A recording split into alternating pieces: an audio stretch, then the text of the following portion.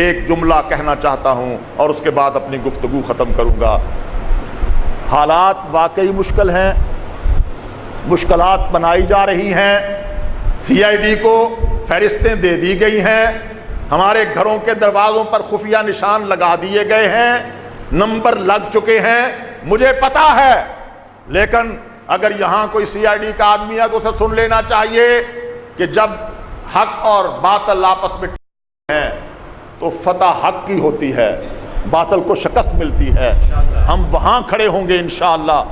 آج کی اس رات میں میں دعا کرتا ہوں پورے ملک میں جمعیت علماء اسلام کے کارکنوں کے لیے کہ اللہ ہمیں اس جگہ پہ کھڑا کرے جس جگہ پہ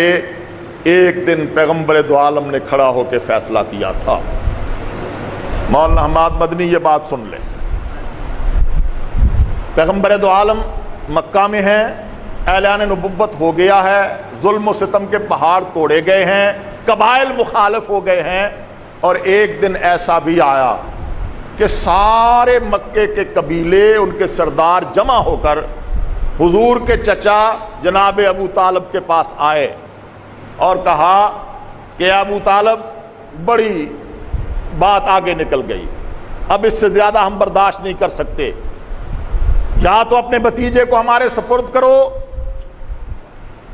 کہ ہم اسے قتل کر دیں،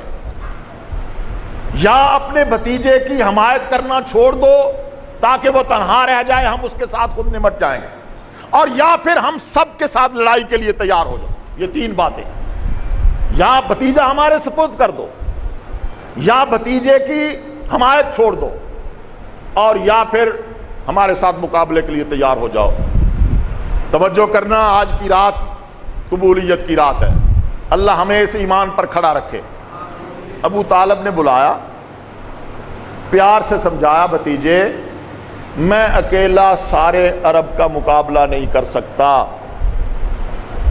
سب قبیلوں کے سردار جمع ہو کر آئے تھے، میرے لیے مشکل ہے اب اس سے زیادہ تمہارے ساتھ چلنا، تمہاری حمایت کرنا، تم یہ کام چھوڑ کیوں نہیں دیتے؟ پیغمبر دو عالم صلی اللہ علیہ وسلم سمجھ گئے کہ میرے چچا مجھے کیا کہنا چاہتے ہیں۔ پیغمبر سے زیادہ دانا تو کوئی نہیں، ساری دنیا کے دانا پیغمبر کی جوتی پہ قربان، سمجھ گئے۔ پیغمبر دو عالم صلی اللہ علیہ وسلم کو ایک دفعہ تو بہرحال جھرجھری آئی ہوگی بشر ہونے کے حساب سے، لیکن دوسرے لمحے پیغمبر دو عالم نے اپنے چچا کو مخاطب کر کے جو جملہ کہا اسے لکھ لیجئے اپنے دل و دماغ پر، اسے اپنے گھر کے اندر کسی دیوار پر جلی قلم کے ساتھ لکھ دیجئے، روزانہ پڑھا کیجئے۔ پیغمبر دو عالم نے فرمایا ٹھیک ہے کہ سارا جہان آپ اس کا مقابلہ نہیں کر سکتے، میں سمجھ گیا ہوں کہ آپ کہنا کیا چاہتے ہیں، آپ یہی کہنا چاہتے ہیں نا کہ اس سے زیادہ میں اپنے بھتیجے کی حمایت جاری نہیں رکھ سکتا۔ تو فرمایا یا عم واللہ یا عم لو وضع الشمس فی یمینی والقمر فی یساری الا ان اترک ھذا الامر، اے چچا اللہ کی قسم ہے اگر یہ سب لوگ جمع ہو کر سورج لا کر میرے دائیں ہاتھ پر رکھ دیں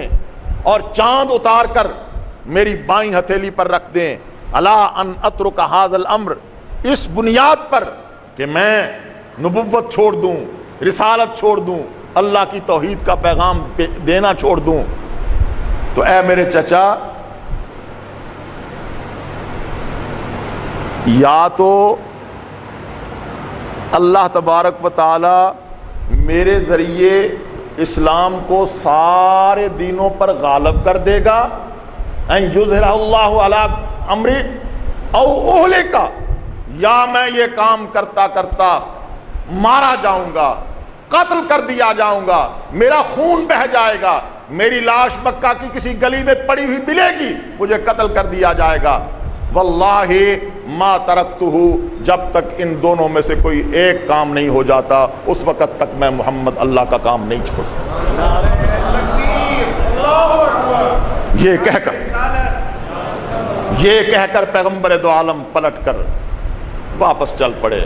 کہ چچا اگر تمہارا یہ فیصلہ ہے تو محمد کا بھی یہ فیصلہ ہے، تم اپنے فیصلے پہ رہو، میں محمد اپنے فیصلے پہ رہوں گا۔ پھر جو کچھ ہوا وہ اپنی جگہ پہ ہے۔ محترم حضرات، میرے اور آپ کے لیے، آپ سب کے لیے بھی، اور جمعیت علماء اسلام کے علماء اور کارکنوں اور عہدیداروں کے لیے پیغمبر دو عالم کا اسوہ، پیغمبر دو عالم کی سیرت کا یہ پہلو سب سے اہم ہے کہ جیو تو دین کے لیے جو غیرت کے ساتھ جیو، اور موت ہے تو لاش پڑی ہو کسی گلی میں، تختہ دار پہ لٹکا دیا جائے، کوڑوں سے چمڑی ادھیڑ دی جائے، گردن کاٹ دی جائے، یہ تو برداشت ہو سکتا ہے، لیکن اللہ کے دین کے